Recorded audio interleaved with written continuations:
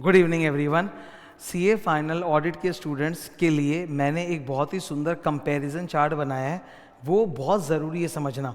Standards on auditing CA inter audit में भी होता है, सीए फाइनल ऑडिट में भी होता है। तो स्टूडेंट को कहीं ना कहीं ये लगता है कि ओ ये तो इंटर के ही स्टैंडर्ड्स जो फाइनल में रिपीट है।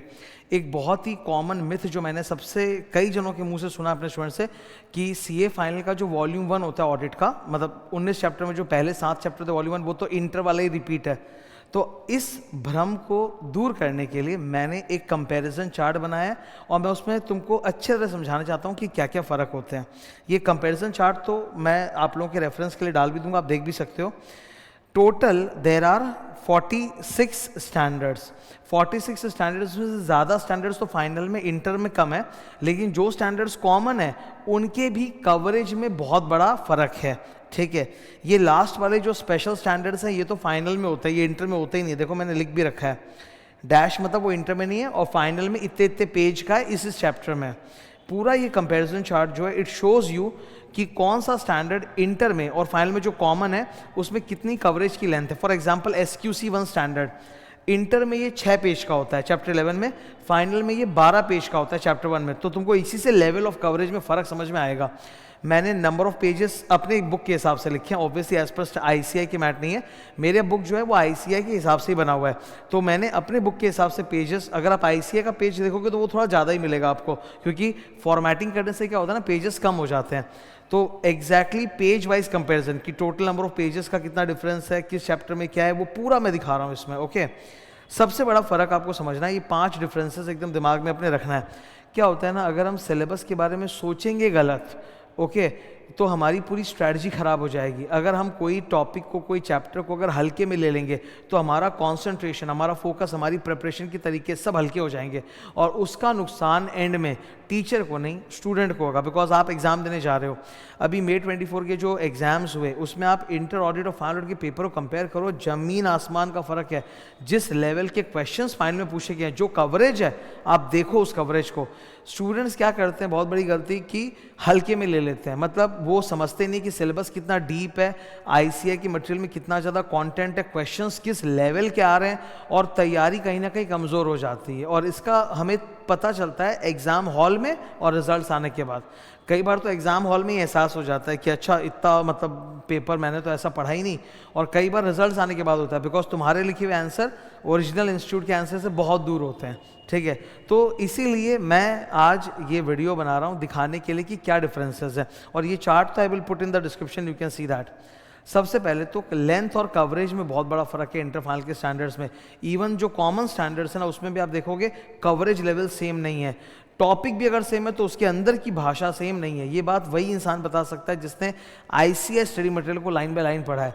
ड्यूरिंग लास्ट 10 मंथ्स जब से नया सिलेबस आया है, मैंने पूरी एफर्ट सिर्फ और सिर्फ इसी बात पे दी है कि ICI की बुक का कोई भी लाइन, कोई भी पैराग्राफ, कोई भी वर्ड ऐसा नहीं हो जो मेरे मैट में नहीं होना चाहिए। कंटेंट होना चाहिए और उससे बढ़िया होना चाहिए, क्योंकि अगर हम ICI मैट करके जा रहे हैं तो हम अपनी तरफ से 100% कवरेज करके जा रहे हैं। अब जो भी होगा वो तो ईश्वर के हाथ में, पर हम तो अपनी मेहनत करें कम से कम। कुछ स्टैंडर्ड्स ऐसे हैं जो इंटर में बहुत ज़्यादा कवरेज है, फाइनल में नहीं है। कुछ ऐसे हैं जो फाइनल में बहुत ज़्यादा कवरेज है, इंटर में नहीं है। चौथा डिफरेंस है क्वेश्चन बैंक। फाइनल के जो क्वेश्चन बैंक और इंटीग्रेटेड केस स्टडीज़ हैं वो इंटर के क्वेश्चन बैंक और इंटर के हिसाब से अच्छा है, पर फाइनल का इंटर से वे सुपीरियर है। लेट्स से कि एक कॉमन स्टैंडर्ड है इंटर फाइनल में जो आप पढ़ रहे हो, ठीक है, उनमें एक तो अंदर की लैंग्वेज और कंटेंट में तो चेंज होगा ही होगा 100%। मैं मैट बनाया हूँ तो मैं जानता हूँ पूरा फ़र्क होगा ही। प्लस आप देखोगे क्वेश्चंस के लेवल में भी बहुत फ़र्क है, मतलब फाइनल का लेवल इंटर के क्वेश्चन से काफ़ी ऊपर का होता है। ठीक है, नेक्स्ट May 24 के पेपर्स आए हैं, you can go through it. जो गलती May 24 के पेपर्स में जिन स्टूडेंट्स ने नहीं देखा उनको अब सचेत हो जाना चाहिए, उनको November 24 के लिए एकदम सावधान हो जाना चाहिए। क्या होता है ना, जब तक हम एक नया पेपर, नए सिलेबस का ICI का देखते नहीं, हमें एहसास भी नहीं होता कि लेवल क्या है। बहुत ज़बरदस्त लेवल पे जा चुका है। जिन्होंने May 24 में एग्ज़ाम्स दिया होगा उन्हें पता होगा कि क्या लेवल का पेपर आया था ग्रुप 1 में ऑडिट के अंदर। अब ये स्टैंडर्ड्स की कवरेज को आप देखो, ये तो मतलब मैं एक एक करके डिस्कस करूँगा तो बहुत टाइम लग जाएगा।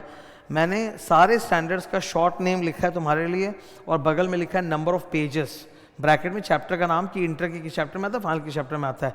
इससे एक अनुमान हो जाता है हम लोगों को। Okay, so this is the clarification that I wanted to put in front of you कि प्लीज़ अपने सिलेबस को लाइटली मत लो। ये जो भाषा है कि फाइनल ऑडिट का वॉल्यूम 1 तो इंटर वाला ही है, फाइनल ऑडिट में मेहनत करने की ज़रूरत नहीं, ईजी है, कई स्टूडेंट्स इस मतलब अपने आप जब एनालिसिस करते हैं ना तो उनके पास इतना समय तो होता नहीं है। अब स्टूडेंट तो स्टूडेंट है, स्टूडेंट के पास इतना समय कहाँ से आएगा, ना तो समय है और ना उस लेवल की नॉलेज है उन्हें, ना एक्सपीरियंस है कि वो अपने स्टडी मैट को ICAI की डिटेल में पढ़ के समझ सकें कि क्या लेवल है, तो उन्हें तो पता नहीं चलेगा। तो एज अ टीचर ये मेरा काम है कि मैं गाइड करूं, बताऊं कि नहीं देखो कवरेज अलग है। आज फाइनल के स्टूडेंट्स जब ऑडिट पढ़ते हैं ना तो मैं सच बताता हूं, इवन इंटर के पढ़ाए हुए जो स्टैंडर्ड्स होते हैं जिसको लोग बोलते हैं कि इंटर का ईजी है, वो भी जब बताने जाओ तो मतलब याद नहीं आ रहा है, भूल गए हैं। क्योंकि इंटर में भी स्टूडेंट्स जब ऑडिट पढ़ते हैं ना तो उनकी क्या होता है ना, बेस बहुत कमज़ोर होता है, जब वो हड़बड़ी में जाके पढ़ लेते हैं कुछ भी, और इंटर में तो बुद्धि भी कम रहती है, समझ में भी कम आता है, कैसे तैसे पढ़ के एग्जाम दिया और फिर इंटर फाइनल के एग्जाम के बीच में 3 साल गैप हो जाता है, जिस वजह से you become totally out of touch. Practical audit जो होता है ना वो एकेडमिक ऑडिट को रिप्लेस नहीं कर सकता। मैंने कई बार अपनी क्लास में बोला है कि मैं KPMG के एग्जाम्पल्स देता हूँ, सब देता हूँ, सब ठीक है, एग्जाम्पल्स का मकसद है समझाना, तुम्हारे दिमाग में इंप्रेशन होना, तुमको याद रखना, पर end of the day example से ज़्यादा जरूरी है किताब में जो लिखा है, जो हमें एग्जाम में लिख के आना है, वो सबसे इंपॉर्टेंट है। तो वो आउट ऑफ टच हो जाता है फाइनल का स्टूडेंट इंटर के साथ, तो वहाँ पे भी उसको तकलीफ होती है। So that was my message to all of you, take your syllabus seriously. तुमने अगर फाइनल ऑडिट को अब तक ढंग से नहीं पढ़ा है, मेरा सजेशन रहेगा तुम एक बार, क्लासेस वगैरह तो बात की बात है, करना है नहीं करना है वो अपना अपना सबका एजेंडा है, सब अपने आप सोचो, मुझे कुछ नहीं बोलना, पर एक बार तुम्हारे पास अभी भी समय है, नवंबर में एग्ज़ाम है, आज समझ लो कल से 1 जून चालू हो रहा है, तो जून जुलाई अगस्त सितंबर अक्टूबर, यू हैव गॉट 5 मंथ्स। मेरा बोलना है एक बार ICAI का स्टडी मटेरियल उठाओ और ढंग से पढ़ना चालू करो, तुम्हारी आंखें खुल जाएंगी, कितना विशाल सिलेबस है, किस लेवल के क्वेश्चन आ रहे हैं। डेली कम से कम मैं बोल रहा हूँ कि समय बचा के ऑडिट को जरूर दो। अगर आर्टिकलशिप चल रही है तो ठीक है कम टाइम, आर्टिकलशिप अगर नहीं है, बंद हो गई है अभी, 5 महीने के लिए तैयारी कर रहे हो, तो जमा के ऑडिट पे टाइम देना चालू करो। Start reading the study material of ICAI, then you will know the difference. नहीं तो तुम केवल मतलब एक रॉन्ग परसेप्शन में जाके गलत तरीके से तैयारी करके एंड में तुम्हारा नुकसान होगा। 6 महीने की कीमत बहुत ज़्यादा होती है जो हम वेस्ट कर देते हैं, ठीक है। कई बार क्या होता है, वो होता है ना पेनी वाइज पाउंड फूलिश, वो कहावत है कि थोड़ा बचाने के चक्कर में आपने बहुत ज़्यादा गवा दिया। तो स्टूडेंट लोग क्या करते हैं, थोड़ा समय बचाने चाहते हैं कि नहीं हम क्रैश कोर्स कर लें, हम छोटे तरीके से कर लें, और नुकसान होता है पूरे 6 महीने के साइकिल का, और उस नुकसान से उबरना बहुत मुश्किल है। बिकॉज अगली बार भी जब तैयारी करें तो वही सेम चीज़ रिपीट करो, same mistake, same shortcut, long अच्छे से डिटेल में नहीं कर रहे हो, तो इस बात पे तुमको एफर्ट देने की ज़रूरत है, ठीक है। याद रखना, सेल्फ पेज ऑनलाइन मॉड्यूल्स की वजह से तुम अल्टीमेटली फेल नहीं हो पाओगे। सेल्फ पेज में तो क्या है, जा के एग्जाम देते रहो, निकलना MCQ है, ठीक है। लेकिन ये जो 6 सब्जेक्ट्स है तुम्हारे जो मेन है, इनमें फेल मतलब boss fail. So please put your effort into it, be sincere. Sincere रहोगे ना तो अच्छा नतीजा आएगा, बहुत ही शानदार नतीजा आएगा। Best of luck, thank you.